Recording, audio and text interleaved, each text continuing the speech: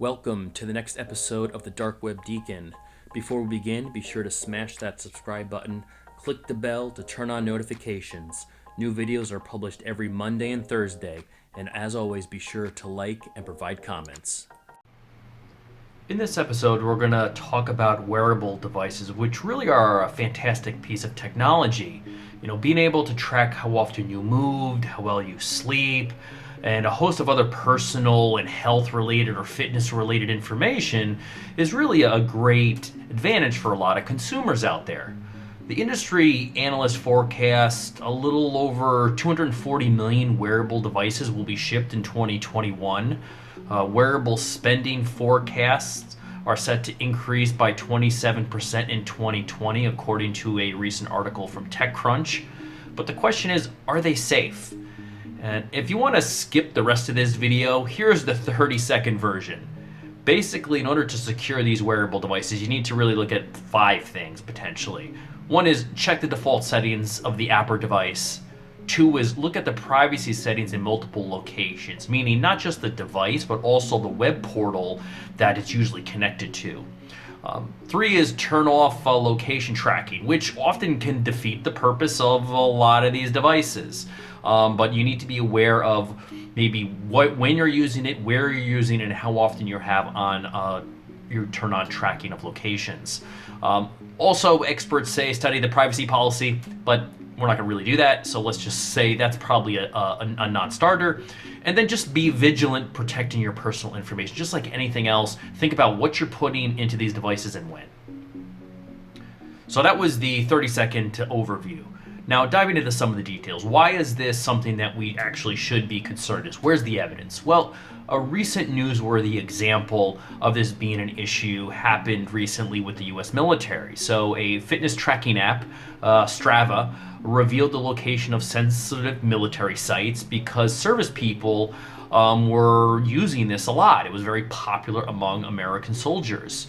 And the app actually published basically a heat map indicating the locations and movements of its users, in this case the US military, which also happened to illuminate military bases in Iraq and Syria.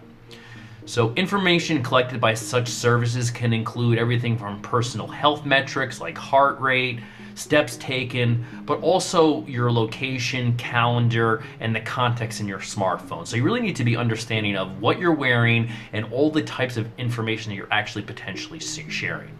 Like any new technology, often privacy and security take a back seat in regards to new feature development as companies try to scramble to gain market share. Many people believe the onus should be on the companies, organizations, or government to do something about this and provide better privacy policies or better safeguards for their data.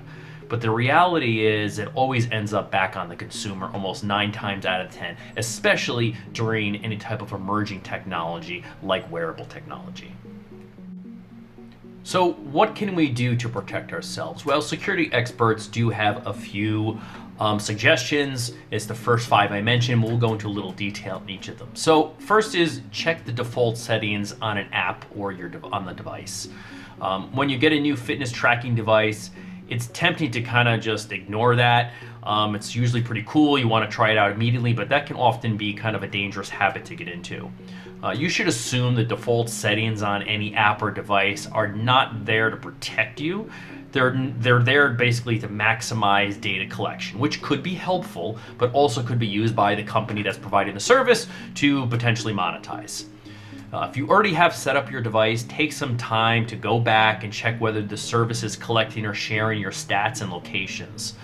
While all devices and services are different, start by checking the settings, usually the settings or profile settings on your device. Also, anything that's labeled privacy controls. In some cases, fitness tracking services do double as social networks. So pay attention to whether your data is being shared publicly with friends or it's completely private. Consider whether you want people to know where you're running and the routes that you're running on is a perfect example. Number 2, look for privacy settings in multiple locations. So it's not enough to simply check the settings on the app or the device. You need to also pay attention to the overall ecosystem that you're signing up for. Look for privacy options really in 3 places: the device itself, the app linked to the device on your phone, and any web portal that may be linked to the service. In the case of Strava, users can make changes to the app under settings and then privacy controls. But the company does offer additional privacy settings along their website portal. So again, that's the trick. You really need to look at both. If there is a portal option, you really need to look at both. It's always a good idea to check the settings on also your social media platforms that are potentially plugging into this app.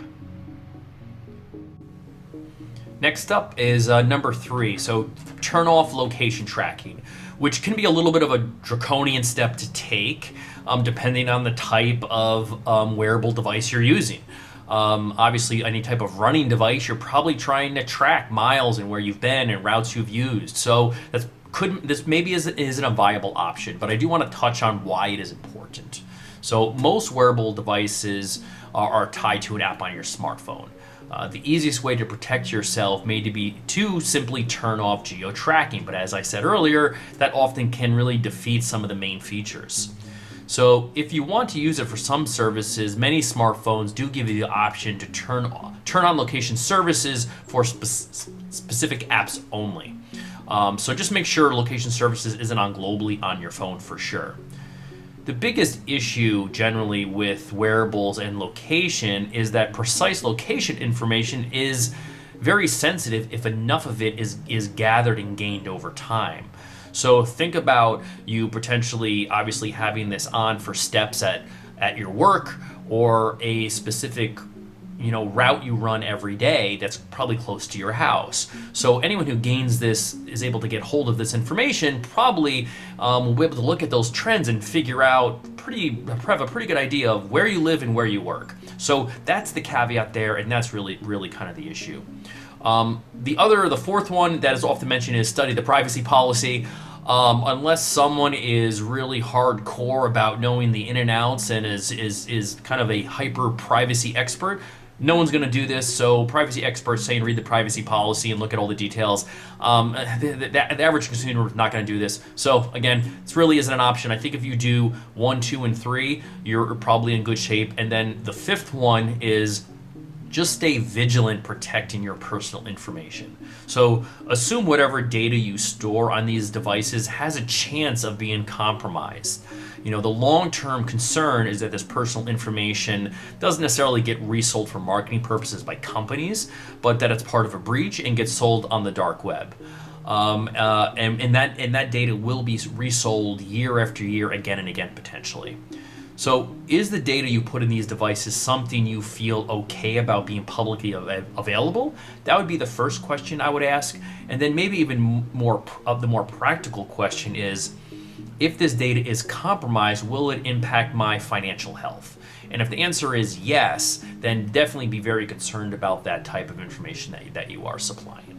So hopefully you found that helpful. Wearable technologies is super hot industry right now. It's growing rapidly. Definitely a lot of cool technologies and devices out there. But as you purchase these items, definitely keep privacy and security in mind, because chances are if you don't, no one else will.